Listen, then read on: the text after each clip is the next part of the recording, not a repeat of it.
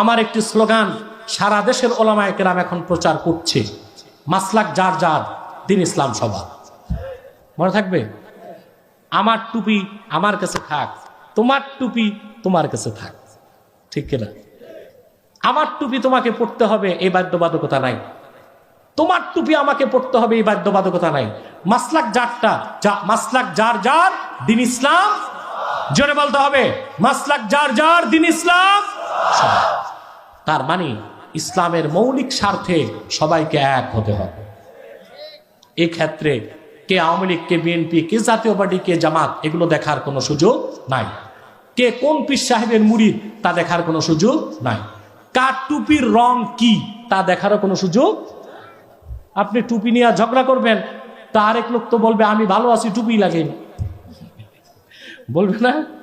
আরে ভাই, টুপি নিয়ে ঝগড়া না করে যার মাথায় টুপি নাই তার একটা টুপি লাগান, এটা আমাদের কাজ। ঝগড়া করার প্রয়োজন নাই। জুব্বাটা আমার মতো হতে হবে এরকম কি বাধ্যবাধকতা আছে? আমারটা আমার কাছে থাক, আপনার জুব্বা আপনার কাছে থাক, কিন্তু ইসলামের সুমহান স্বার্থে আমরা এক হয়ে যাব। আজকে আপনাদের সামনে কোরআন কারীম সূরা তাওবা থেকে 119 নম্বর আয়াত তেলাওয়াত করেছি। ইহকালীন কল্যাণ এবং পরকালীন মুক্তির জন্য একটি মাত্র আয়াতকে কেন্দ্র করেই আমরা কিছু কথা শুনব ইনশাআল্লাহ। যদি প্রশ্ন করা হয় একজন সফল মানুষকে, তার জবাব হচ্ছে পৃথিবীতে আল্লাহ যাকে কল্যাণ দিয়েছেন, পরকালে মুক্তি দিয়েছেন, সেই হচ্ছে সফল। এই পৃথিবীতে যারা নিজস্ব মস্তিষ্ক প্রসূত আদর্শ দিয়েছে, তন্ত্রমন্ত্র মতবাদ দিয়েছে, তাতে হয়তোবা কিছুটা ইহকালীন কল্যাণ খুঁজে পাওয়া গেল, সে আদর্শের অনুসরণে পরকালে কোনো মুক্তি নাই। ইহকালীন কল্যাণ, পরকালীন মুক্তির জন্য একমাত্র গ্যারান্টি দিতে পারে আল কোরআন কারীম, ঠিক কিনা বলে?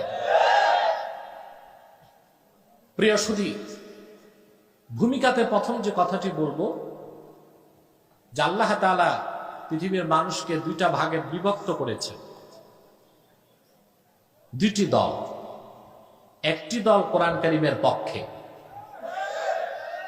আরেকটি দল আল্লাহর কোরআনের বিপক্ষে। মূলত তৃতীয় কোন দল আপনি খুঁজে পাবেন না।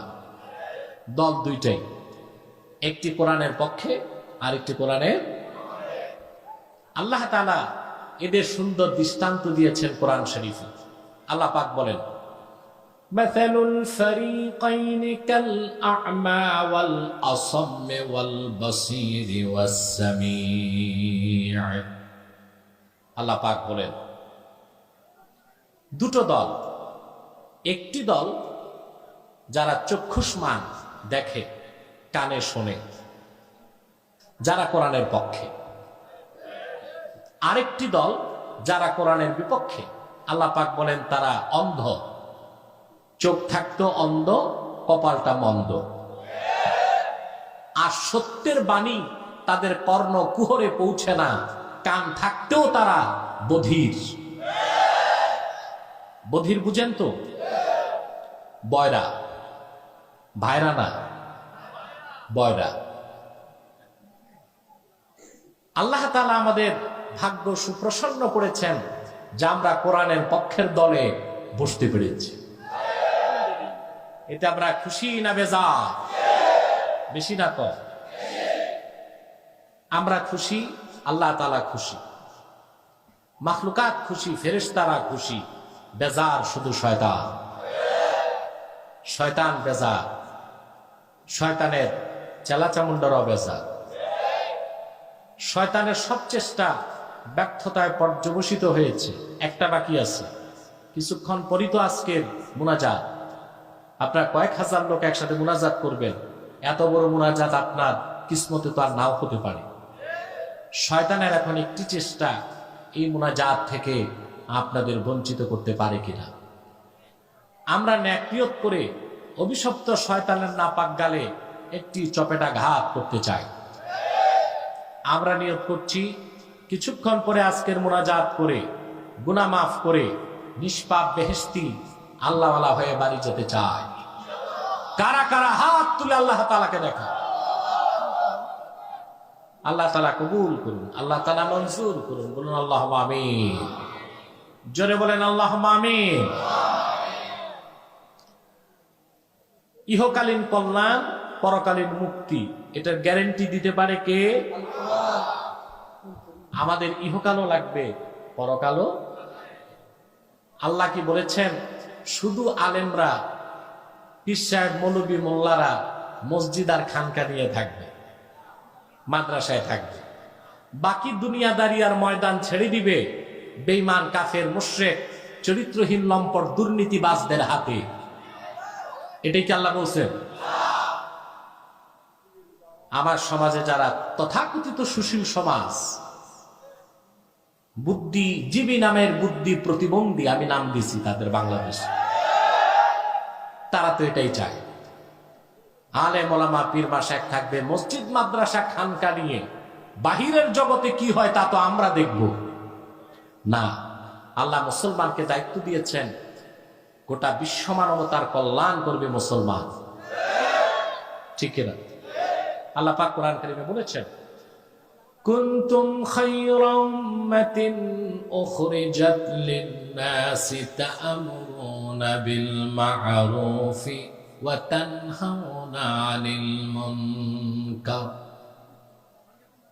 উম্মতে মুহাম্মাদী, তোমরাই সর্বশ্রেষ্ঠ জাতি, তোমাদেরকে বের করা হয়েছে লিন-নাস, গোটা বিশ্ব মানবতার জন্য। বলেন সুবহানাল্লাহ। সৎ কাজে আদেশ করবে তোমরা, অসৎ কাজে বাধা দিবে। অথবা আমরা হচ্ছি শুধু মানব কল্যাণে না, বিশ্ব কল্যাণে, ঠিক কিনা? এই জন্য সফল ব্যক্তি সেই যে কল্যাণ পাবে দুনিয়ায়, মুক্তি পাবে আখেরাতে, আর তা দিতে পারে একমাত্র কোরআন শরীফ। আর কারো পক্ষে দেওয়া সম্ভব, কোন তন্ত্রমন্ত্র মতবাদের পক্ষে দেওয়া সম্ভব নয়। আমাদের দুনিয়াও লাগবে, আখিরাতও লাগবে, ঠিক কিনা? কোরআন শরীফে খেয়াল করে দেখেন তো, সবচেয়ে প্রিয় দোয়াটা আল্লাহ কি শিখাইছেন? রব্বানা আতিনা ফিদ দুনিয়া হাসানাতাও ওয়া ফিল আখিরাতি হাসানাতাও ওয়া কিনা আযাবান নার। পারেন এই দোয়া? পড়েন আমার সাথে, রব্বানা আতিনা ফিদ দুনিয়া হাসানাতাও ওয়া ফিল আখিরাতি হাসানাতাও ওয়া কিনা আযাবান নার। আল্লাহ তাআলা আমাদের শিখিয়েছেন, আমরা দোয়ায় বলি, হে আমাদের রব, তুমি আমাদেরকে দুনিয়ার হাসানা দাও। আগে দুনিয়া চাইতে বলেছেন, কি দাও? দুনিয়ায় হাসানা দাও, আখিরাতে হাসানা দাও, জাহান্নাম থেকে বাঁচাও। মুফাসসির তাফসীর লিখেন, এই পৃথিবীতে যে মুসলমানকে আল্লাহ তাআলা একজন সতী সাধ্বী নারী আর একটি প্রশস্ত বাড়ি দান করছেন, সে দুনিয়ার 16 আনা হাসানা পেয়ে গেছে। একটা সতী সাধ্বী নারী আর একটি প্রশস্ত বাড়ি, এই দুটো জিনিস আল্লাহ তাআলা যাকে দান করেছেন, সে দুনিয়ার কল্যাণ পেয়ে গেছে। আর আখিরাতের হাসানা হচ্ছে বিনা আযাবে ফার্স্ট চান্সে জান্নাত।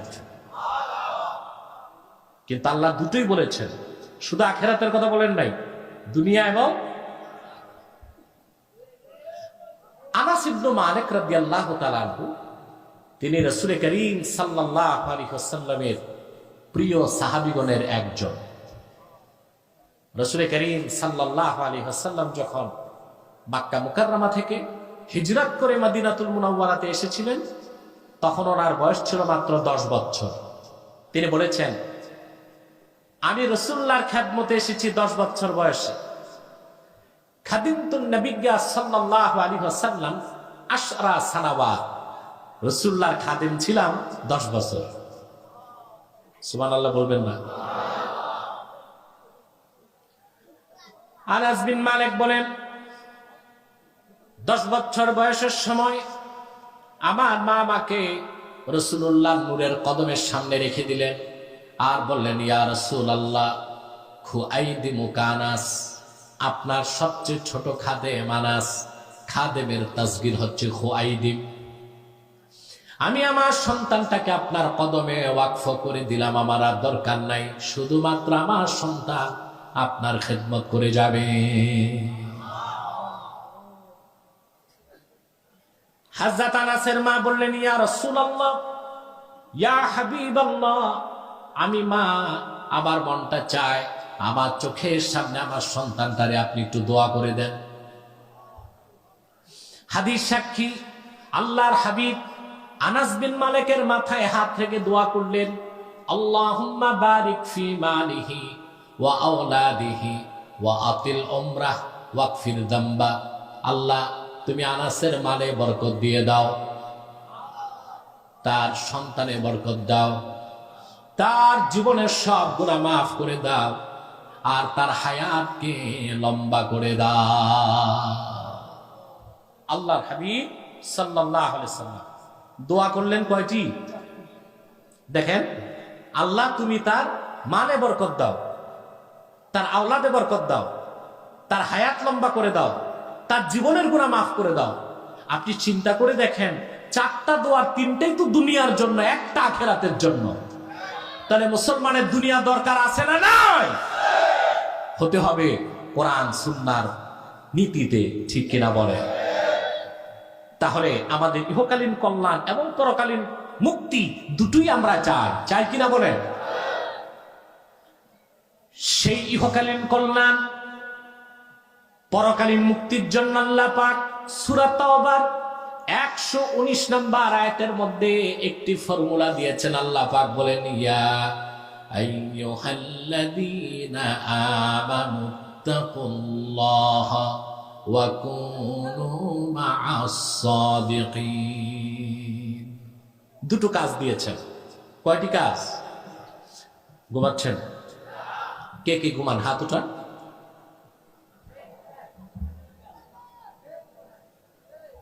প্রিয় সুধী, আল্লাহ কাজ দিয়েছেন কয়টি? হে মুমিনগণ, বিশ্বাসীগণ, তোমরা আল্লাহকে ভয় করো। প্রথম নির্দেশ, ওয়া কুনু মা'আস সাদিকিন, আর সত্যবাদীদের সঙ্গী হও। অর্থাৎ সত্যবাদীদের নেতা বানাও, আল্লাহকে ভয় করো। কয়টা হুকুম? ভয় করতে হবে কাকে? নেতা মানতে হবে সত্যবাদী। এই দুইটা কাজ করবেন, ইহকালে কল্যাণ পাবেন, পরকালে চোখ বন্ধ করে আল্লাহর জান্নাত পেয়ে যাবেন। আমি এই দুটো বিষয় খুব সংক্ষেপে ব্যাখ্যা করছি। তার প্রথমটি হচ্ছে আল্লাহর ভয়। যে আল্লাহর ভয়টা, এটা একজন মানুষের, মুমিনের সর্বশ্রেষ্ঠ সম্পদ হচ্ছে তাকওয়া, আল্লাহর ভয়। এটা যখন তার অন্তরে জেগে উঠে, সে লোকটি সমস্ত অপরাধকে ছেড়ে দেয়, সে হয়ে যায় পরকালমুখী। আমরা ইহকালে থাকব, আমরাও দুনিয়াদারি করি, কাফের মুশরিকও দুনিয়াদারি করে। পার্থক্য কি? আমাদের দৈহিক যে এক্সিস্টেন্স, অস্তিত্বটা দুনিয়ায় থাকে, নজরটা আখেরাতে থাকে। আর কাফের মুশরিক, অবিশ্বাসী, সংশয়বাদী যারা, তারাও দুনিয়াদারি করে, কিন্তু তাদের দেহটাও দুনিয়ায়, নজরটাও দুনিয়ায়। তারা ইহজাগতিক। তারা কি? তাদের আরেক নাম হচ্ছে আপনার ম্যাটারালিস্ট, বস্তুবাদী, জড়বাদী, পরকাল অবিশ্বাসী। আর আমরা মুমিনগণ ইহকালে সবকিছু করি, বিত্ত বৈভব, চাকরি বাকরি, সহায় সম্পদ, অর্থনীতি, সমাজনীতি, রাষ্ট্রনীতি, শিক্ষানীতি, সংস্কৃতি, প্রত্যেকটা সেক্টরে আমাদের পার্টিসিপেট আছে, কিন্তু আমাদের নজর হচ্ছে আখিরাতে। আমরা আখিরাতমুখী। আমরা কি? এই ইহকালীন কল্যাণ, পরকালীন মুক্তির জন্য সবচেয়ে বড় সম্পদ হচ্ছে মুমিনের তাকওয়া বা আল্লাহ তাআলার ভয়। বলেন সুবহানাল্লাহ। আমার ভাইয়েরা, আল্লাহ রাব্বুল আলামিন আপন মুমিন বান্দাকে কোরআন কারীমে বিভিন্ন বিশেষণে বিশেষিত করেছেন। কোথাও মুমিনকে বলেছেন মুসলিমিন, কোথাও বলেছেন মুমিনিন, কোথাও বলেছেন সালেহিন, কোথাও বলেছেন কানিতিন, কোথাও বলেছেন মুহসিনিন, কোথাও বলেছেন মুখলিসিন। কিন্তু ৬৬৬৬ খানা আয়াতের মধ্যে আল্লাহ পাক কোরআন কারীমের প্রথমে মুমিনকে প্রথম যে বিশেষণে বিশেষিত করেছেন তা হলো হুদাল্লিল মুত্তাকিন। মুমিনের প্রথম বিশেষণ আল্লাহ উল্লেখ করেছেন মুত্তাকি, অর্থাৎ মুমিনগণ সর্বাবস্থায় তাকওয়াকে হৃদয়ে ধারণ করে আর আল্লাহকে ভয় করে জীবন যাপন করে। ঠিক কিনা বলে? এটা হচ্ছে মুমিন, বিলিভার বিশ্বাসী আর আনবিলিভার অবিশ্বাসীর মধ্যে মৌলিক পার্থক্য। সেও দুনিয়াতে চাকরি বাকরি ব্যবসা করবে, কিন্তু মুমিনের নজর হচ্ছে আখিরাতে, আর কাফেরের নজর কথা বলে না দুনিয়াতে, আর মুমিনের নজর তার প্রতিটি কাজকর্ম হয় পরকাল ভিত্তিক এবং পরকাল মুখী। বলেন সুবহানাল্লাহ। আপনি চাকরি করেন, ব্যবসা করেন, রাজনীতি করবেন, লেনদেন করবেন, ব্যবসা বাণিজ্য করবেন, কোনো সমস্যা নাই, শর্ত আছে। আল্লাহ রাব্বুল আলামিন বলেন রিজালুন লা তুলহিহিম তিজারাতুন ওয়ালা বাইউন আন যিকরিল্লাহি ওয়া ইকামিস সালাতি ওয়া ইতাইজ যাকাতি ইয়াখাফুনা ইয়াওমান তাতাকাল্লাবু ফীহিল কুলুবু ওয়াল আবসার। আল্লাহ রাব্বুল আলামিন বলেন আমার হাবিব মুহাম্মদ সাল্লাল্লাহু আলাইহি সাল্লামের উম্মতগণের মধ্যে এমন কিছু মানুষও আছে চাকরি বাকরি ব্যবসা বাণিজ্য তাদেরকে এক মুহূর্তের জন্য আল্লাহর জিকির থেকে গাফিল করতে পারে না। বিশেষ করে তারা নামাজের সময় নামাজ আদায় করে, যাকাতের সময় যাকাত দিয়ে দেয়, আর দুনিয়াতে যাই করুক তারা ব্যবসা বাণিজ্য, রাজনীতি, সমাজ রাষ্ট্র যেখানেই থাকুক, যে অবস্থায় থাকুক, সেই দিনটাকে সর্বক্ষণ তারা স্মরণ করে, যেই দিন আল্লাহর ভয়তে মানুষের অন্তর আর দৃষ্টি কাঁপতে থাকবে। সে দিনটার নাম কি? এ মেয়েলি কণ্ঠে না, পুরুষের কণ্ঠে জবাব চাই। সে দিনটার নাম কি? শর্ত পূরণ, আপনি দুনিয়াতে সম্পদ কামাই করতে পারবেন, সমস্যা নেই। যত সম্পদ কামাই করবেন, 1 কোটি টাকা কামাই করছেন, 2.5 লাখ যাকাত দিয়ে দেন, হিসাব শেষ।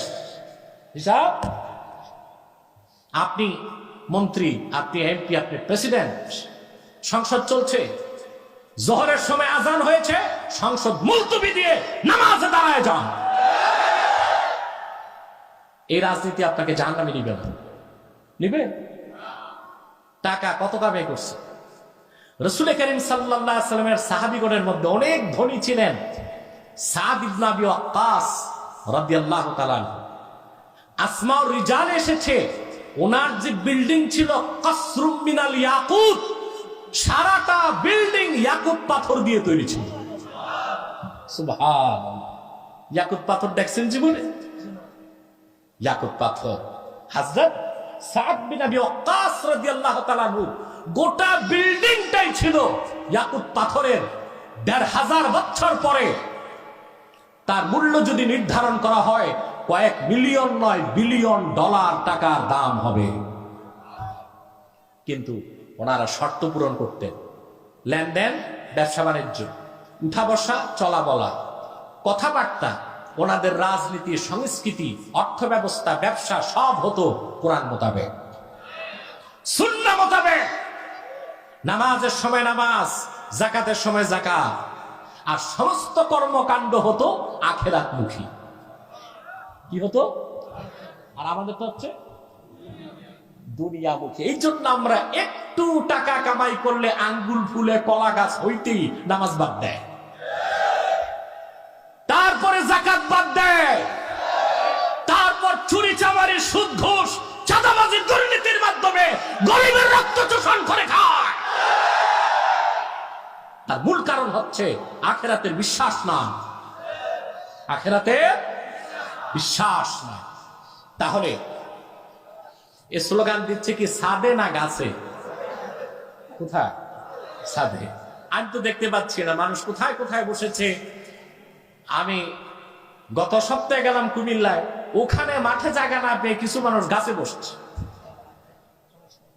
প্রিয় সুধী, আপনারা দেখলাম ছাদে বসছেন, এটা তো মোটামুটি বসার একটা ভালোই জায়গা, ভালো লাগে। ইসলাম আর ভালো লাগে না তখন, ঠিক কিনা? কারণ তার ভোগ বিলাস আর তার সমস্ত অন্যায় কাজে কোরআন তাকে বাধা দেয়। সেজন্যই তো নাস্তিকরা, সংশয়বাদীরা, পরকালে অবিশ্বাসীরা শুধুই চায় আল্লাহর কোরআনের মতাদর্শ কিভাবে ঠেকানো যায়। কিন্তু আমি বহু আগেই ঘোষণা দিয়েছি তা সম্ভব হবে না। 14 কোটি মুসলমানের বাংলাদেশ, এদেশের মুসলমান আল্লাহর কোরআন নিয়ে বেঁচে আছে, কোরআন নিয়ে বেঁচে থাকতে চায়, আল্লাহর কোরআন বুকে ধারণ করে আল্লাহর সামনে দাঁড়াতে চায়।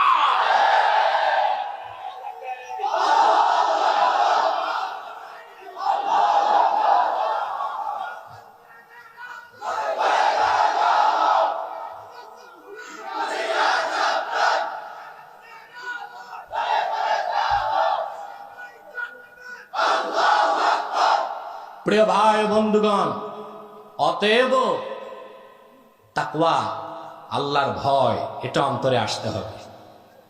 এই তাকওয়া যার ভিতরে আসে তাকে বলা হয় মুত্তাকি। কি বলা হয়? এটা ছাড়া পরকালে নাজাতের বা মুক্তির কোনো ব্যবস্থা, জোরে বলেন, ব্যবস্থা হতে পারে? আল্লাহ রাব্বুল আলামিন সূরা আনআমের 32 নম্বর আয়াতে সে কথাটা মনে করিয়ে দিয়েছেন মানব জাতিকে। ওয়ামাল হায়াতুদ দুনিয়া ইল্লা লাইবুন ওয়া লাহু ওয়ালাদ-দারুল আখিরাতু খায়রুল লিল্লাযীনা ইয়াত্তাকুন আফালা তা'কিলুন। ও পৃথিবীর মানুষ, এই দুনিয়াটা খেলতামশা। এটা কি? আসলে তো খেলতামশা, একেবারেই খেলতামাশা। খেলতামাশা, মরিচিকা ছাড়া কিচ্ছু নয়। তবে মনে রেখো, যারা আল্লাহকে ভয় পায় তাদের জন্য রয়েছে আখিরাত, উত্তম অবস্থান, উত্তম পুরস্কার। বলেন সুবহান। যার ঈমান নাই, যার তাকওয়া নাই, যার পরকালের ভৌত বিশ্বাস নাই, পৃথিবীতে তার জীবন যাপন, তার চলাফেরা, তার উঠা বসা, তার সুখ শান্তি, এগুলোর কোনো মূল্য নাই। তার জীবনটা অনেকটা চতুষ্পদ জানোয়ারের মতো। আল্লাহ রাব্বুল আলামিন বলেন, ওয়ালাকাদ যারানা লিজাহান্নামা কাসীরাম মিনাল জিন্নি ওয়াল ইনসি লাহুম কুলুবুন লা ইয়াফকাহুনা বিহা ওয়া লাহুম আ'য়ুনুন লা ইউবসিরুনা বিহা ওয়া লাহুম আযানুন লা ইয়াসমাউনা বিহা উলাইকা কাল আনআমি বাল হুম আদাল ওয়া উলাইকা হুমুল গাফিলুন। আল্লাহ রাব্বুল আলামিন বলেন, আমি অধিক সংখ্যক জিন আর মানুষকে তৈরি করেছি জাহান্নামের ইন্ধন হিসেবে। তারা কি রকম মানুষ এবং জিন, তাদের অন্তর আছে, সেই অন্তরে তারা মহাসত্যকে অনুধাবন করে না। তাদের কান আছে, সেই কানে তারা সত্যের বাণী শোনে না। তাদের চোখ আছে, সেই চোখে তারা সত্য পথ খুঁজে পায় না। আল্লাহ পাক বলেন, তারা হচ্ছে চতুষ্পদ জানোয়ার সদৃশ বা তার চেয়েও খারাপ। তারা হচ্ছে অমনোযোগী, গাফেল। ঠিক কিনা বলেন? পরকালে অবিশ্বাসী, আল্লাহর ভয় যার অন্তরে নাই, তাকওয়া নাই, তার দুনিয়াদারি। আর চতুষ্পদ জানোয়ার, শূকর, কুকুরের দুনিয়াতে থাকার মধ্যে খুব একটা পার্থক্য না, পার্থক্য না। এই দুনিয়াটা খেলতামাশা, কিন্তু খেলতামাশার দুনিয়ায় যে ব্যক্তি আল্লাহকে ভয় করে তাকওয়া ভিত্তিক জীবন গঠন করবে, আখিরাতে সে রাজত্বের বিরাট রাজত্ব আল্লাহ তার হাতে তুলে দিবেন, পরম সুখ শান্তি ও নাজাতের ব্যবস্থা করে দিবেন। বলেন সুবহানাল্লাহ। তা আল্লাহর প্রথম নির্দেশ কি? ভয় করবেন কাকে? জেনে বলেন কাকে? করবেন আল্লাহকে ভয়।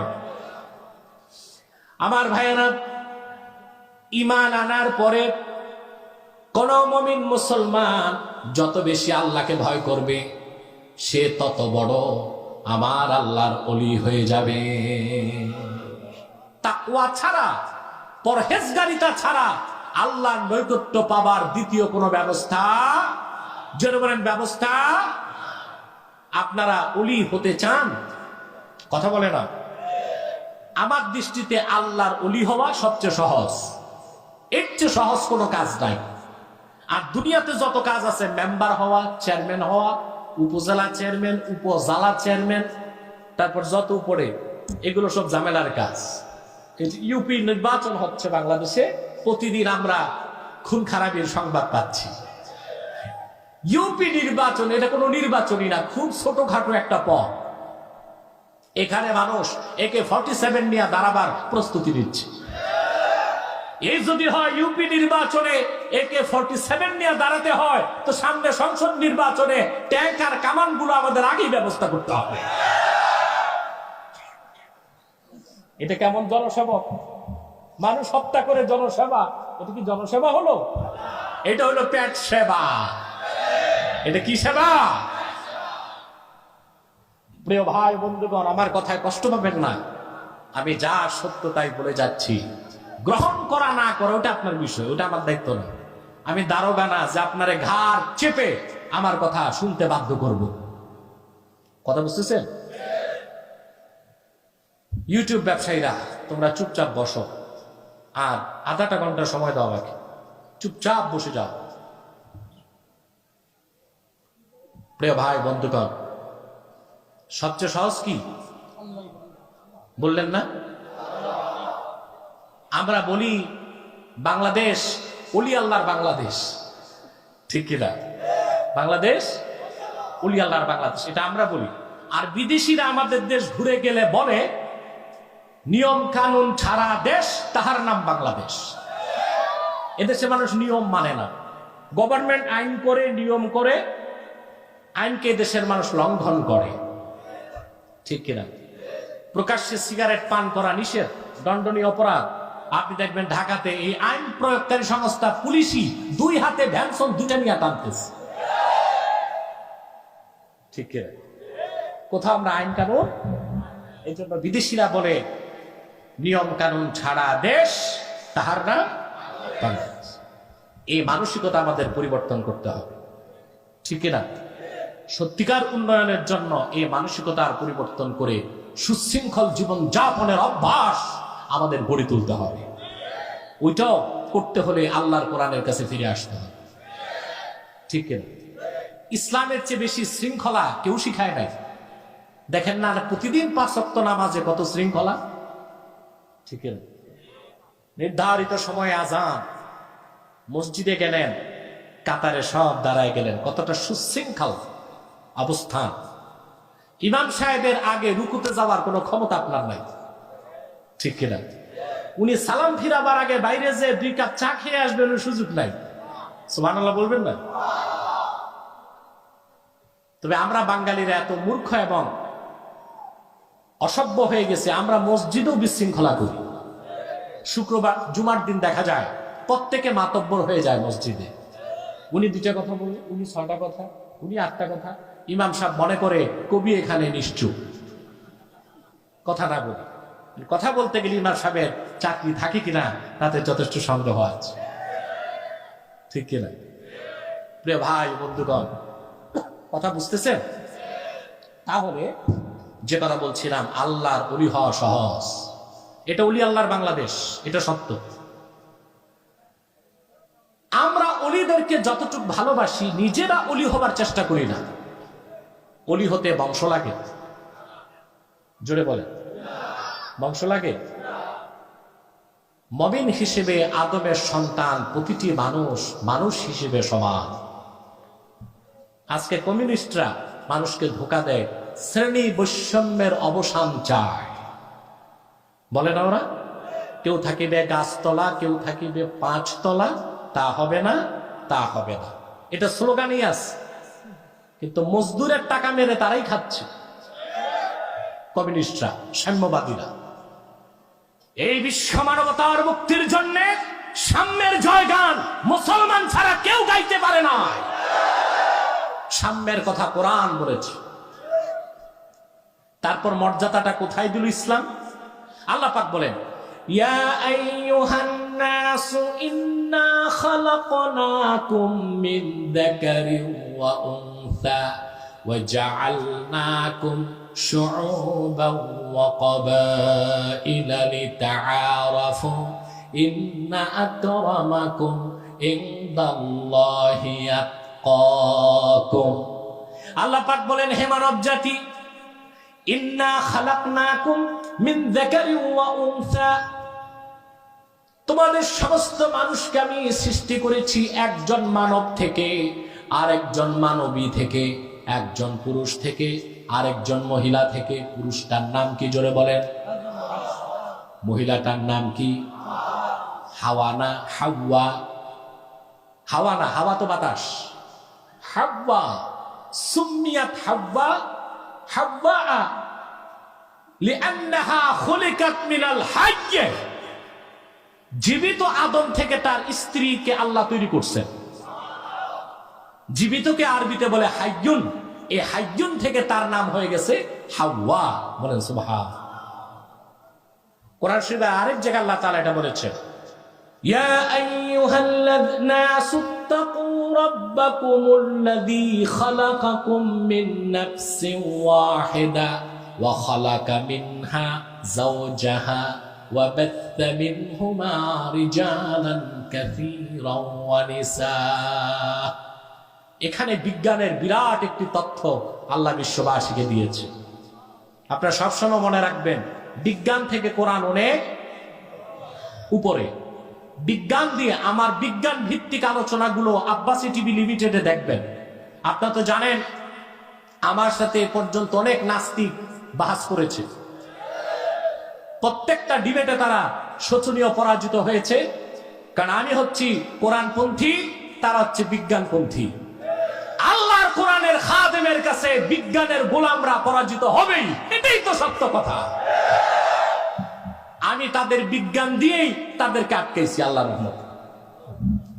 এই যে দেখেন, আল্লাহ বিজ্ঞানের কত বড় তথ্যটা দিলেন। আপনারা জানেন, আধুনিক বিজ্ঞান এখন ক্লোনিং এর কথা বলে। ক্লোনিং কি বলে? ক্লোনিং হচ্ছে আপনার মানুষ যে সৃষ্টি হয়, তৈরি হয়, এটা একটা নিয়ম হচ্ছে যৌন প্রজনন, আরেকটা হচ্ছে অযৌন প্রজনন। স্বামী স্ত্রী একত্রিত হলে বাচ্চা আসে, এটা যৌন প্রজনন। আর ক্লোনিং হচ্ছে একজন পুরুষের দেহকোষ, এর ভিতরে যে ক্রোমোজোম থাকে, বুঝলেন? ক্রোমোজোমের ভিতরে যে ডিএনএ থাকে, DNA deoxy ribo nucleic acid, এই ডিএনএটা নিয়ে অন্য কোষের সাথে সংযুক্ত করে যখন সন্তান উৎপাদন করার চেষ্টা তারা করছে, ব্যর্থ হয়েছে, এটাকে বলে ক্লোনিং। কি বলে? ওরা আজকে ক্লোনের কথা বলতেছে, সফল হয় নাই। আল্লাহ তো হাওয়াকে তৈরি করছেন ক্লোনিং এর মাধ্যমে। আদম থেকে হাওয়া, যৌন প্রজননে বা অযৌন প্রজননে। সুবহানাল্লাহ। আজকে বিজ্ঞান ক্লোনিং এর কথা বলে। ক্লোনিং এর কনসেপ্ট কোরআন শরীফে ১৫০০ বছর আগে এসেছে। আল্লাহ বলেছেন, আমি আদম থেকেই হাওয়াকে তৈরি করছি, আর সেটা ছিল অযৌন প্রজননের মাধ্যমে। আদমের দেহকোষ থেকে আল্লাহ হাওয়াকে তৈরি করছেন। এখন তারা চেষ্টা করছে সেই ক্লোনিং এর মাধ্যমে DNA deoxy ribo nucleic acid, এটা দিয়ে আরেকটা ওই আপনার পুরুষের, বুঝলেন, স্পার্ম এবং ওভাম, আপনার পুরুষের শুক্রাণু এবং মহিলার ডিম্বাণু। তো পুরুষের শুক্রাণু থেকে দেহকোষ, দেহকোষ থেকে ক্রোমোজোম, ক্রোমোজোম থেকে ডিএনএ নিয়ে আরেকটা মহিলার আপনার ওভাম ডিম্বাণুর কোষ নিয়ে তারপর সেখানে নিষিক্তকরণের মাধ্যমে মানুষ তৈরি করা যায় কিনা। তোমরা এখন থিওরিতে আসো, আল্লাহ ১৫০০ বছর আগে তা বলে দিচ্ছে, ঠিক কিনা? তাহলে সব মানুষকে আল্লাহ মুমিনকে মর্যাদা দিয়েছেন, সব মানুষকে আল্লাহ মুমিনকে মুমিন হিসেবে সমান মর্যাদা দিয়েছেন। এই মুমিনের মধ্যে মর্যাদা পাবে সেই আল্লাহকে যে ভয় করবে বেশি, বলেন সুবহান। সেটা তাকওয়া। সেটা কি? জোরে বলেন, সেটা কি? তাকওয়া। আমার ভাইয়েরা, ওলি হবার জন্য বংশ লাগে না, লাগে? আল্লাহ পাক সূরা ইউনূসে বলেন, আলা ইন্না আউলিয়া আল্লাহি লা খাউফুন আলাইহিম ওয়া লা হুম ইয়াহজানুন। সাবধান জেনে রেখো, নিশ্চয় যারা আল্লাহর ওলি তাদের কোনো ভয় নাই, তাদের কোনো চিন্তা নাই। তারা কারা? আল্লাহ বলেন, আল্লাযীনা আমানু ওয়া কানু ইয়াত্তাকুন। যারা ঈমান এনেছে আর আল্লাহকে ভয় করেছে তারা প্রত্যেকেই আল্লাহর ওলি হয়ে গেছে, বলেন সুবহান। আল্লাহর ওলি হতে চান? জোরে বলতে হবে। ঈমান তো আছে, আছে। এখন লাগবে কি? ময়দান থেকে আওয়াজ চাই, কি লাগবে? তাকওয়া। ওই তাকওয়াটা কোথায় থাকে? আমরা কিন্তু তাকওয়া বুঝি না, মুত্তাকি চিনি না। আমরা মনে করি লম্বা দাড়ি, লম্বা টুপি, লম্বা জুব্বা, বড় পাগড়ি, উনি বড় দরবেশ, বড় মুত্তাকি নাকি? দাড়ি, টুপি, জুব্বা, কুর্তা লাগবে, তবে এটা লেবাসুত তাকওয়া, এটা তাকওয়ার ইউনিফর্ম, তাকওয়ার পোশাক। মূল তাকওয়াটা কোথায় দেখান? আচ্ছা বলেন তো ভাই, আগে চাকরি না আগে ড্রেস? র্যাপিড অ্যাকশন ব্যাটালিয়ন র্যাবে চাকরি নাই, র্যাবের পোশাক পরে হাঁটতেছেন বাজারে, পুলিশ ধরলে 14 বছর জেল। কারণ আপনি ভণ্ড, আপনার র্যাবের চাকরি নাই, র্যাবের পোশাক পরছে। তো যে লোকটার ঈমান নাই, তাকওয়া নাই, আল্লাহর ভয় নাই, কিন্তু রবীন্দ্রনাথের মতো লম্বা দাড়ি আছে নাভি পর্যন্ত, পাগড়ি লাগায়, জুব্বা লাগায়, ওই লোকটা কি ওলি কুতুব দরবেশ? তো দূরে থাক, সে তো মুসলমানই হয় নাই, সে ভণ্ড। সে কি? আমার বাংলাদেশে এইরকম ভণ্ড আছে না নাই? আছে। পীর আলীর নামে বাংলাদেশে ভণ্ডামি হচ্ছে। আমি দেখেছি বাংলাদেশে পীর আলীর নামে সবচেয়ে বেশি ভণ্ডামি বাংলাদেশে হচ্ছে। পীর সাহেবের কাছে গেলে দেখবেন কিচ্ছু নাই, ঈমান নাই, তাকওয়া নাই, সুন্নতের কোনো চর্চা নাই। বুঝলেন? আগে পরে নাম আছে 53টা। আপনার উমদাতুল আরিফিন, জুবদাতুল কারিন, সৈয়দুল মাসাকিন, হযরতুল হাজ, মাথায় বড় তাজ, ঠিক না? তারপর তার নাম, তারপর তার দরবার সাজিয়ে বসে আছে।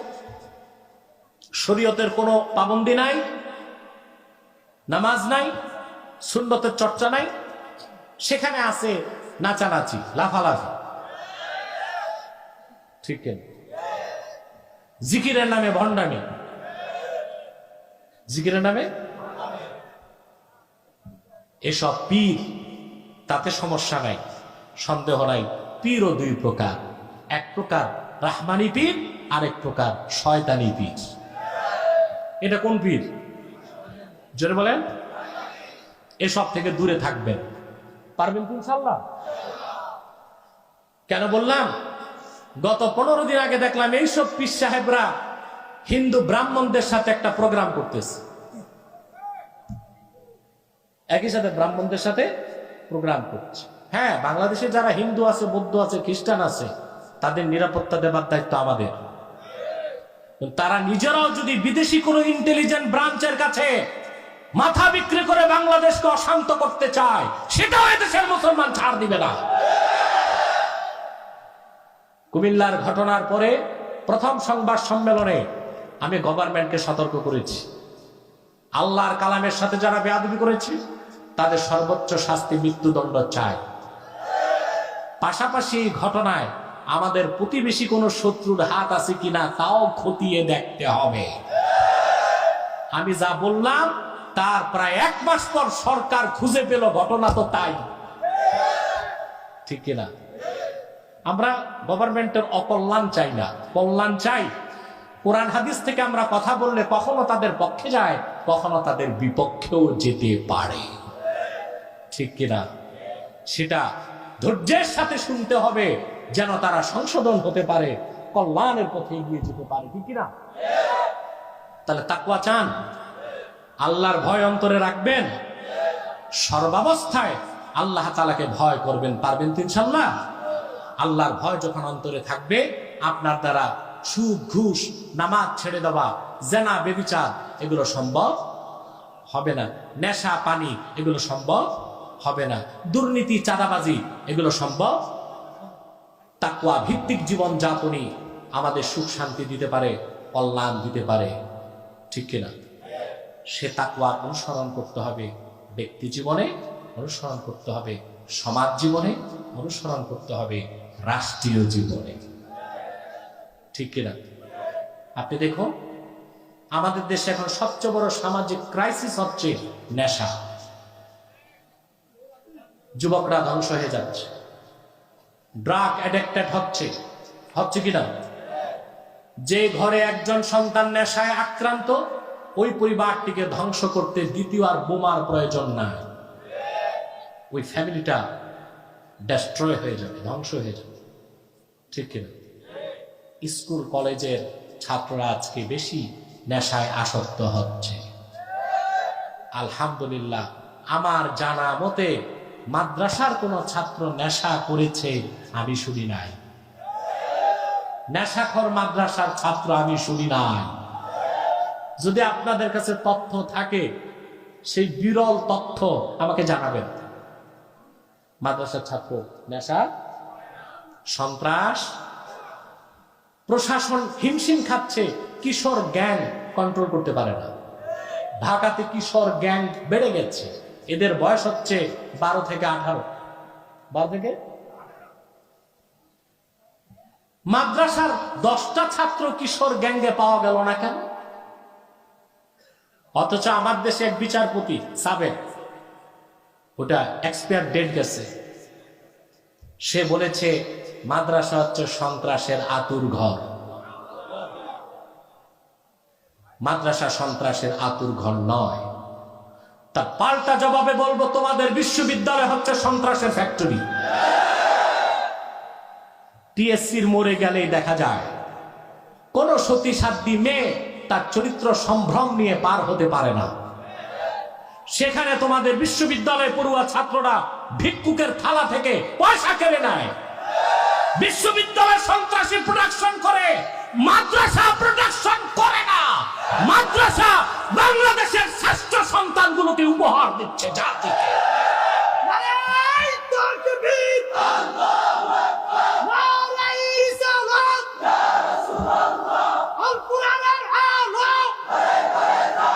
সেজন্য বলি আমার ভাইয়েরা, শুধুমাত্র আইন দিয়ে, প্রশাসন দিয়ে, পুলিশ দিয়ে আপনি সুন্দর সমাজ আশা করতে পারেন না। একটি সন্ত্রাস মুক্ত, সহিংসতা মুক্ত, নেশা মুক্ত একটি সুন্দর বাংলাদেশ যদি চান, প্রতিটি যুবককে তাকওয়ার শিক্ষায় দীক্ষিত করতে হবে, তাকওয়াবান বানাতে হবে, পরকালমুখী করতে হবে। পরকালমুখী কি দুনিয়া বাদ দেওয়া? এটার ব্যাখ্যা তো শুরুতেই দিলাম। প্রত্যেক যুবককে আপনি শিক্ষার মাধ্যমে তার অন্তরে আল্লাহর ভয়টা জাগায় দেয়, সে তখন কিশোর গ্যাঙ্গে যোগ দিবে না, নেশা পানি ধরবে না, সন্ত্রাস করবে না। বিসিএস ক্যাডার, কমিশন হোক নন কমিশন হোক, চাকরি পাইয়া ফাইল ঠেকায়া ঘুষ খাবে না। কাকে ভয় করবে? জোরে বলেন কাকে? আল্লাহর ভয়টাই মানুষকে চরিত্রবান বানায়, আলোকিত জীবন উপহার দেয়। আল্লাহর ভয়টাই মানুষকে পরকাল মুখী করে, আল্লাহর ভয়টাই মানুষকে ইহকালীন কল্যাণ দেয়, পরকালে মুক্তি দিতে পারে। এটা বিশ্বাস আছে আপনাদের? আল্লাহর কোরআনে আল্লাহ বলেছেন, এর চেয়ে মহাসত্য কোনো কথা নাই। অতএব তাকওয়া ভিত্তিক জীবন যাপন আমাদেরকে করতে হবে। শুধু ওয়াজের মাধ্যমে, ওয়াজ নসিহত করে মানুষকে ভালো করবেন এই আশা করা যায় না। লক্ষ লক্ষ যুবক ডেসপারেট হয়ে যাচ্ছে, নাস্তিকদের খপ্পরে পড়ে নেশা পানি ধরে এই যুবকগুলো জীবন থেকে, তাদের স্বাভাবিক জীবন থেকে বিচ্যুত হয়ে ডেসপারেট হয়ে যাচ্ছে, ধ্বংস হয়ে যাচ্ছে। তাদেরকে যদি সৎ পথে আনতে হয়, দুর্নীতিমুক্ত সমাজ কায়েম করতে হয়, স্বচ্ছ পরিচ্ছন্ন পরিবেশ তৈরি করতে হয়, তাহলে প্রাইমারি থেকে বিশ্ববিদ্যালয় পর্যন্ত প্রতিটা স্তরে কোরআন কারীমের শিক্ষাকে বাধ্যতামূলক করতে হবে।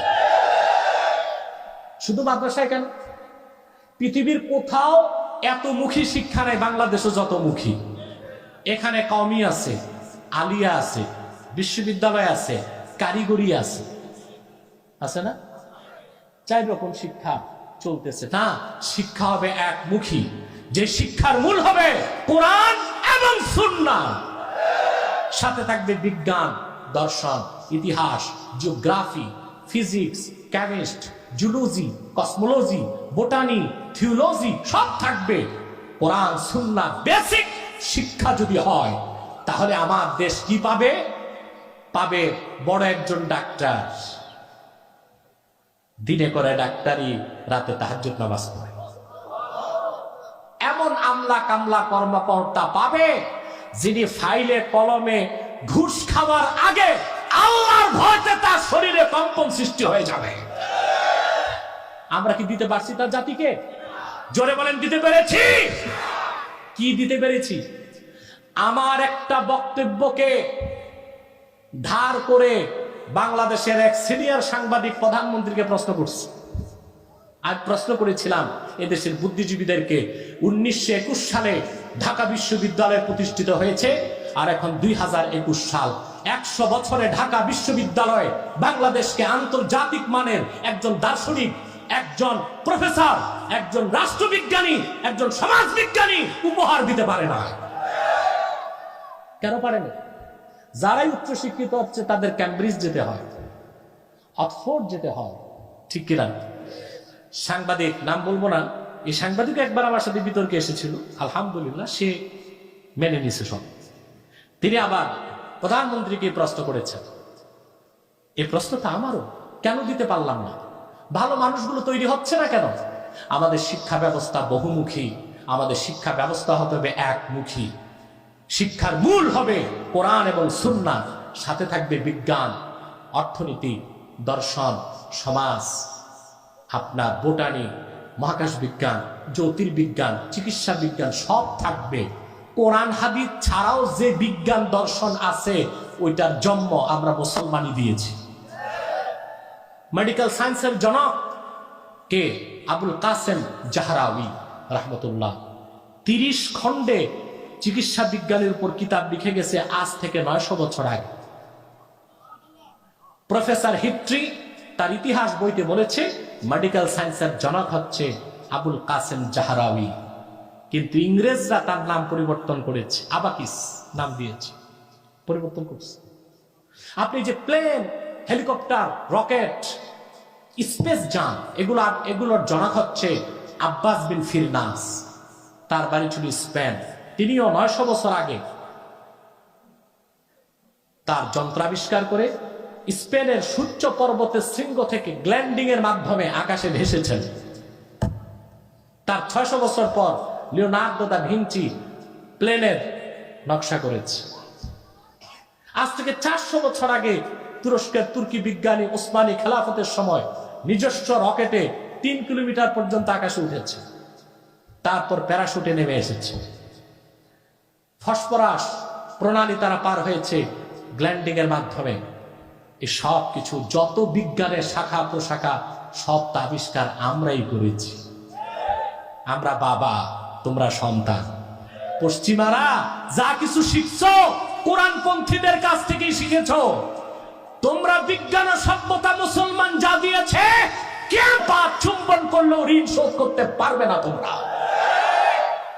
অতএব আমাদের শিক্ষা ব্যবস্থার প্রতিটা স্তরে আল্লাহর কোরআনের শিক্ষাকে বাধ্যতামূলক করলেই আমাদের মধ্যে আর দ্বন্দ্ব থাকবে না। যিনি আমলা তিনি ইমাম সাহেব হতে পারবে। কি হতে পারবে? জোরে বলে, ইমাম সাহেব হতে পারবে। মন্ত্রী যিনি ক্যাবিনেটে সভাপতিত্ব করবে তিনি বড় মসজিদে খুতবা দিবে। কি দিবে? খুতবা দিবে। এখন যারা নেতা হয়, আমলা হয়, কামলা হয়, ওনারা তো নিজেও জানে না যোহর নামাজ মোট কয় রাকাত, ঠিক না? অজুর ফরজ কয়টা, গোসল কেন ফরজ হয় খবরই নাই।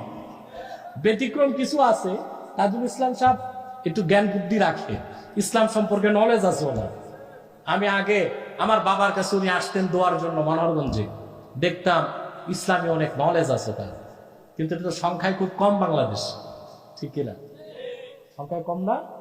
তা আমরা যদি তাকওয়া ভিত্তিক শিক্ষায় শিক্ষিত হতাম, যিনি বিচারালয়ে জাস্টিস হিসেবে বিচার করতেন, তিনি আবার আজান দিলে জুমার নামাজে ইমামতি করতেন।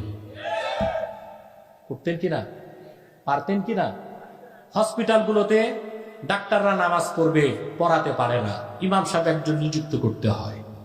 কিন্তু যদি কোরআন সুন্নাহ বেসিক শিক্ষায় শিক্ষিত হতো, তিনি ডাক্তারি করতেন, আজান দিলে নামাজও পড়াতেন, ঠিক কিনা? অতএব তাকওয়া গ্রহণ করতে হবে ব্যক্তি জীবন, সমাজ জীবন, রাষ্ট্র জীবনে। সব সমস্যা সমাধান হয়ে যাবে, এটা আল্লাহর কোরআন গ্যারান্টি দিয়েছে। আমরা কি তা পারবো? চেষ্টা তো করব।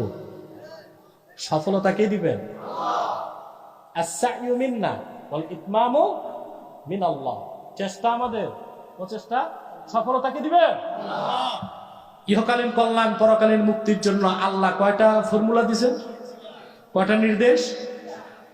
একটা শেষ, দ্বিতীয়টা পশ্চিমা দুনিয়া যেভাবে মুসলমানদের সম্পদ লুণ্ঠন করেছে, আফগানে, লিবিয়াতে, বাগদাদে, সিরিয়াতে, এই দুনিয়ার সবচেয়ে বড় সন্ত্রাসী অসভ্য জাতি হচ্ছে পশ্চিমা দুনিয়ার মানুষ।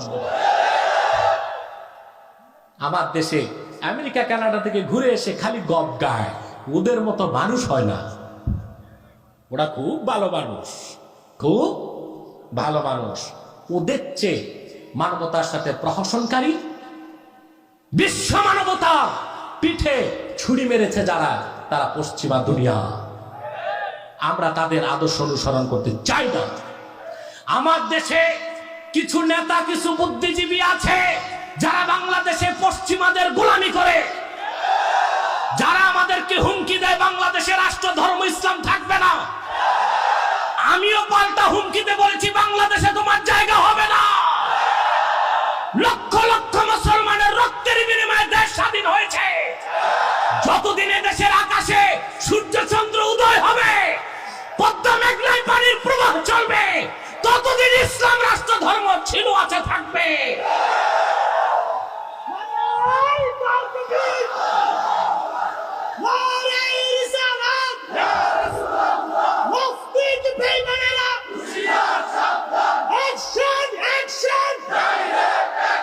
আমার ভাইরা, আমি স্বাগত জানাই গভর্নমেন্টকে। সেই বিচ্ছিন্ন চিন্তার অধিকারী, ওটা ফুলমন্ত্রী না, প্যারামন্ত্রী, তার বক্তব্যকে সরকার 2 পয়সা দাম দেয় না। তারপর দেশ ছেড়ে পালাইছে, পরিবেশ শান্ত হবার পর ফিরে এসেছে। আমার সেই বক্তব্যকে সারা ভারতে ইন্ডিয়া টিভি প্রচার করল, স্যাটেলাইট চ্যানেল ইন্ডিয়া টিভি প্রচার করলো কি, যে আমার নির্দেশে এই দেশে হিন্দুদেরকে মারা হচ্ছে। বক্তব্য একটা, আর নিচে হিন্দিতে অন্য, মানে তাদের মন মতো ডেস্ক নিউজ তৈরি করে বলল, আর একজন সাংবাদিক ভোকাল দিল। সেই বক্তব্য আনন্দবাজার পত্রিকায় তারা ছাপলো ছবি সহ। নিউ ইয়র্কের গার্ডিয়ান পত্রিকা সেটা দিল যে আমি হচ্ছি বাংলাদেশে সকল সন্ত্রাস এবং মৌলবাদীদের নেতা। প্রিয় সুধী, তাই বলে কি আমরা ভয় পাবো? সত্য তো বলতেই হবে, কাউকে না কাউকে তো সত্যের স্লোগান দিতেই হবে। ভয় পাবার কিছু না। সত্যিকার মুমিনকে আল্লাহ তাআলাই হেফাজত করবে। আর আমাদের বক্তব্যের উদ্দেশ্য এই নয় যে কোনো দলকে বিপদে ফেলে দেওয়া, কোনো দলের সুবিধা করে দেওয়া, এটা আমাদের কাজ নয়। আমাদের ব্যক্তিগতভাবে আমার দর্শন হচ্ছে কোরআন সুন্নাহ থেকে কথা বলবো সকলের কল্যাণে। হতে পারে কখনো তা কারো বিপক্ষে যাবে, হতে পারে কখনো তা কারো পক্ষে যেতে পারে। কথা বুঝতে পেরেছেন? যে ব্যক্তির নীতি হবে কোরআন সুন্নাহর মোতাবেক, তার পক্ষে আমার বক্তব্য চলে যাবে, আর যার বক্তব্য হবে কোরআন সুন্নাহর বিপক্ষে, আমার বক্তব্য তার বিপক্ষে চলে যাবে। এটা আমার দর্শন, এটা আমার মানহাজ, এটার উপর আমি আলহামদুলিল্লাহ চলছি।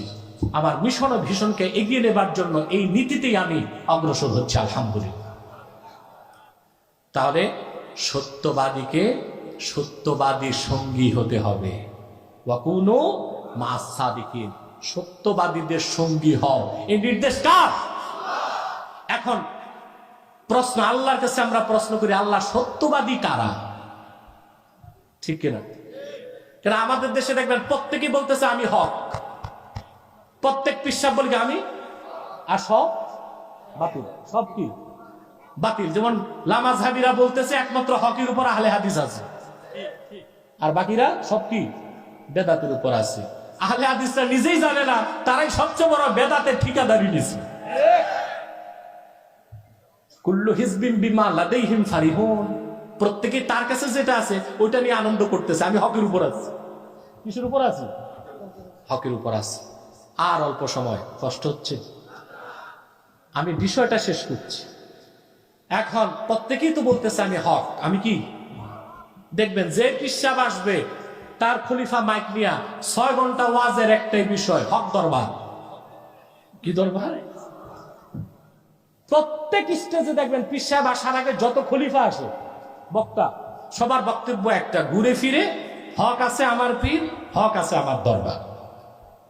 তারপরে কালেকশন তো 8-10 বার হয়, ঠিক না? কালেকশনই কালেকশন চলতে থাকে। কে সত্যবাদী, কে হক, কাদের অনুসরণ করবেন আল্লাহ বলে দিয়েছেন সূরা হুজুরাতে। সত্যবাদী কারা? আল্লাহ রাব্বুল আলামিন বলেন, ইন্নামাল মুমিনুনা আল্লাযীনা আমানু বিল্লাহি ওয়া রাসূলিহি থুম্মা লাম ইয়ারতাবু ওয়া জাহাদু বিআমওয়ালিহিম ওয়া আনফুসিহিম ফি সাবিলিল্লাহি উলাইকা হুমুস সাদিকুন। সূরা তাওবায় 119 নম্বর আয়াতে আল্লাহ তাআলা বলেছেন, সত্যবাদীদের সঙ্গী হও। সত্যবাদী কারা সেই ব্যাখ্যা আল্লাহ সূরা হুজুরাতে দিলেন। নিশ্চয় পরিপূর্ণ মুমিন তারা যারা ঈমান এনেছে আল্লাহর উপর, ঈমান এনেছে মুহাম্মদ সাল্লাল্লাহু আলাইহি ওয়াসাল্লামের উপর। সুম্মা লাম ইয়ারতাবু, অতঃপর ঈমানের কোন বিষয়ে সন্দেহ রাখলো না, ঈমানটা পরিপূর্ণ হয়ে গেল।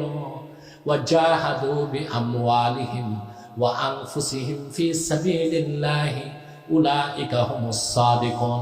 তারপর জানমাল নিয়ে আল্লাহর দ্বীন কায়েমের জন্য আল্লাহর পথে জিহাদ করে তারাই সত্যবাদী, তারাই সাদিকুন, তাদের অনুসারী হয়ে যায়। সত্যবাদী কারা পেয়েছেন? প্রথম লাগবে ঈমান। প্রথম কি? 2 নাম্বার, ঈমান হতে হবে সন্দেহ মুক্ত, পরিপূর্ণ ঈমান। 3 নাম্বার, ওই ব্যক্তি তার জানমালকে উৎসর্গ করবে আল্লাহর দ্বীন কায়েমের জন্য, প্রতিষ্ঠার জন্য। এই 3 শর্ত যার মধ্যে আছে আল্লাহ বলেছেন সে সাদিকুন, সে সত্যবাদী। আল্লাহ বলেছেন ওয়াকুনু মা'আস সাদিকিন, সত্যবাদীদের সঙ্গী হয়ে যাও। আমার ভাইয়েরা, বাংলাদেশে আলেম সমাজ এখন নিরাশ হয়ে গেছে। কত আর মার খাবো, কত আর নির্যাতন হবে? আত্মসমালোচনা করুন। কেন মার খান, কেন নির্যাতন হয়, কেন নিপীড়ন হয়? আপনার ভুল ভ্রান্তিগুলো সংশোধন করার জন্য আল্লাহর কোরআনকে খুলে ধরুন। আল্লাহর পক্ষ থেকে বিজয় আসার জন্য যে ধরনের ঈমান দরকার, যে শর্ত পূরণ করা দরকার, তা তো আমরা করতে পারি না। সেই শর্ত কি? আল্লাহ রাব্বুল আলামিন বলেছেন, আল্লাহ পাক বলেন, ওয়ামান ইয়াতাওয়াল্লাল্লাহা ওয়া রাসূলাহু ওয়াল্লাযীনা আমানু ফাইন্না হিজবাল্লাহি হুমুল গালিবুন। যারা আল্লাহকে মালিক হিসেবে মানবে, কাকে? জোরে বলেন কাকে? আর নূর নবী মুহাম্মদ সাল্লাল্লাহু আলাইহি সাল্লামের উম্মত হবে, খাঁটি উম্মত হবে। 3, মুমিনকে নেতা মানবে, নেতৃত্ব দিবে মুমিনরা। আল্লাহ বলেন ফাইন্না হিজবাল্লাহি হুমুল গালিবুন, তারাই আল্লাহর দল, আর আল্লাহর দল বিজয়ী হবেই হবে হবে। তাদের বিজয়কে ঠেকাবার ক্ষমতা পৃথিবীর কোন শক্তির নাই। বিংশ শতাব্দীতে তার প্রমাণ মধ্য এশিয়াতে আমরা দেখতে পেয়েছি। সারা দুনিয়ার পরাশক্তি আল্লাহর দলের সৈনিকদের পরাজিত করতে পারে নাই। মধ্য এশিয়ার মাটিতে আল্লাহর কালিমার ঝান্ডাকে তারা রাষ্ট্রীয়ভাবে উড্ডীন করতে পেরেছে, ঠিক কিনা বলে? আমরা পারি না। আমাদের মধ্যে সমস্যা আছে, ইমানটা ঠিক করি নাই, নেতা ঠিক ধরি নাই, জীবনের সকল নীতি কোরআন সুন্নাহ থেকে নেই নাই। আমরা অনেকে অভিভাবক বানিয়েছি পশ্চিমাদেরকে, ঠিক কিনা? পশ্চিমারা আমাদেরকে ট্রাম্প কার্ড বানিয়েছে, মন মতো খেলে আমাদেরকে নিয়ে, ঠিক কিনা বলে? এই সুযোগ আর পশ্চিমাদের দেওয়া যাবে। জাতিকে ঐক্যবদ্ধ হতে হবে, কোরআন সুন্নাহর নীতিতে ফিরে আসতে হবে, সাদিকিন সত্যবাদীদেরকে নেতৃত্ব দিতে হবে। দুনিয়ার কোন অপশক্তি তোমার বিজয়কে থামায় রাখতে পারবে না, পারবে না, পারবে না। পারবেন ইনশাআল্লাহ। এবার একটা উদাহরণ দিয়ে শেষ করি। একটা বাস চট্টগ্রাম যাবে কুমিল্লা থেকে, খুব দামি বাস। বাস কি দামি বাস? এটা কিছু এখন কমফোর্টেবল বাস চলে আপনাদের ঢাকা চিটাং রোডে, চলে না? তারা দাবি করে বিমানের আরাম পাওয়া যায়, ডায়লগ দেয় তারা, সড়ক পথে বিমানের ছোঁয়া। অবশ্য আমি দেখেছি যে বাসের দরজা জানালা নাই, লক্কর চক্কর, এটার পিছু লেখা আছে সড়ক পথে বিমানের ছোঁয়া। লিখতে কি, ঠিক কিনা? 40 জন যাত্রী, সামনে 10 জন দেশের সেরা পিশাব, তারপর 10 জন শেখুল হাদিস, তারপর 10 জন মুহাদ্দিস, তারপর 10 জন সেরা বক্তা। বাসে যত 40 জন যাত্রী সব আউলিয়া কেরাম। ড্রাইভার যিনি বসছেন উনি ড্রাগ অ্যাডিক্টেড, নেশাখোর। বাস নিরাপদে কুমিল্লা থেকে চট্টগ্রাম যাবে? কথা বলেন না। আরেক ট্রাকের সাথে সংঘর্ষ হবে, কথা বলেন হবে? যাত্রী সব আউলিয়া কেরাম, ড্রাইভার নেশাখোর। এটা চট্টগ্রাম যাওয়ার আগে আরেকটা ট্রাকের সাথে সংঘর্ষ হবে এবং 40 জন যাত্রীর প্রত্যেকেই কেউ নিহত হবে, কেউ আহত হবে। বাংলাদেশে 3.5 লক্ষ মসজিদ আছে, হাজার হাজার মাদ্রাসা, লক্ষ লক্ষ আলেম ওলামা, সব ঠিক আছে, কিন্তু ড্রাইভিং এ যারা, তারা কোরআন হাদিস বিশ্বাস করে না, ওরা পশ্চিমাদের গোলামি করে। এটি আমাদের ব্যর্থতার মূল। আল্লাহ পাক যেন আমাদেরকে কোরআন সুন্নাহর পথে ফিরে আসার তৌফিক দেন। যেন বলেন আল্লাহুম্মা আমিন। আরেকটা কথা বলে দিই, সামাজিক ভাবে আপনারা আল্লাহ তাআলার এই নির্দেশটা মানবেন, কারণ কোরআনের নির্দেশ পালন করতে হয় 3 ক্ষেত্রে: ব্যক্তি জীবন, সমাজ জীবন, রাষ্ট্র জীবন। আমি সমাজ ও রাষ্ট্রীয় জীবনের যে কথা বললাম, ব্যক্তি জীবনের কথা বলছি, সমাজ জীবনের কথাটাও বলে দেই। আপনারা সব সময় সত্যবাদীদেরকে প্রমোট করবেন, পারবেন না ইনশাআল্লাহ? ইউপি নির্বাচন হচ্ছে, এমপি ইলেকশন হচ্ছে, উপজেলা নির্বাচন হচ্ছে, দেখবেন মন্দের ভালোকে, যে নামাজ পড়ে তাকে ভোট দেবার চেষ্টা করবেন, যে নামাজ পড়ে না তারে বাদ দেবার চেষ্টা করবেন, যে হক হালালিতে চলে তাকে সমর্থন দিবেন, যে ব্যক্তি সুদ ঘুষ চাঁদাবাজি করে তারে বাদ দিবেন, যে ব্যক্তি কোরআন সুন্নাহ আলেম ওলামাকে ভালোবাসে তাকে পৃষ্ঠপোষকতা করবেন, আর যে কোরআন সুন্নাহ আলেম ওলামা বিরোধী তাকে ম্যান্ডেট দিবেন না। এই ক্ষেত্র কুনুমা সাদিকিন, সত্যবাদীদের সঙ্গী হবার আমল করতে হবে। পারবেন? সাদাকাল্লাহুল আযীম ওয়া সাদাকা রাসূলুহুন নবিয়ুল কারীম। আমি আর আপনাদের কষ্ট দিচ্ছি না, অনেক রাত হয়ে, আপনারা উঠতেছেন কেন? ও এসব বলি আল্লাহ, ওনাদের দোয়া মোনাজাত লাগে না, ওনাদের দোয়া মোনাজাত লাগে না, ওনারা চলে যাচ্ছে, যান, সমস্যা নেই। কিন্তু আমার মতো পাপি টাপি যারা আমার সাথে দোয়া করে যাবেন। সম্মানিত শুধু আমি আর আপনাদের কষ্ট দিচ্ছি না, আপনাদেরকে বিদায় লগ্নে কিছু কথা আমি বলে দেই। এটা আমার ইমানি দায়িত্ব হিসেবে, সাংগঠনিক দায়িত্ব হিসেবে, আপনাদের মুসলমান বড় ভাই হিসেবে এটা আমার দায়িত্ব, আমি বলে দিই। যেখানে যাই সেখানেই বলে দিই। আপনার বাংলাদেশে বিভিন্ন দলের লোক আছেন, এখানে আছেন না?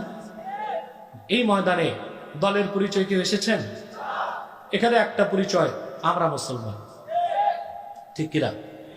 আমি আপনাদেরকে করার জন্য অনুরোধ করব, আপনারা এলাকাতে দলাদলি করবেন না, মুসলমান মিলেমিশে থাকবেন।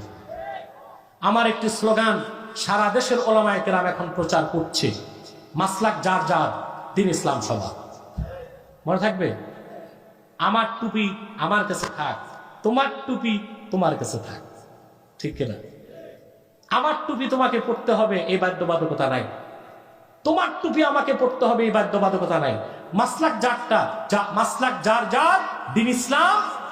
জোরে বলতে হবে, মাসলাক যার যার, দ্বীন ইসলাম।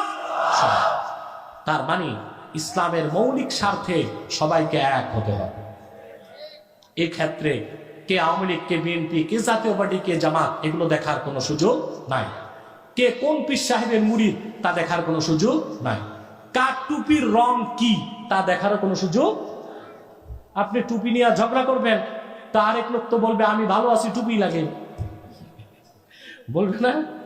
আরে ভাই, টুপি নিয়ে ঝগড়া না করে যার মাথায় টুপি নাই তার একটা টুপি লাগান, এটা আমাদের কাজ। ঝগড়া করার প্রয়োজন নাই। জুব্বাটা আমার মতো হতে হবে এরকম কি বাধ্যবাধকতা আছে? আমারটা আমার কাছে থাক, আপনার জুব্বা আপনার কাছে থাক, কিন্তু ইসলামের সুমহান স্বার্থে আমরা এক হয়ে যাব।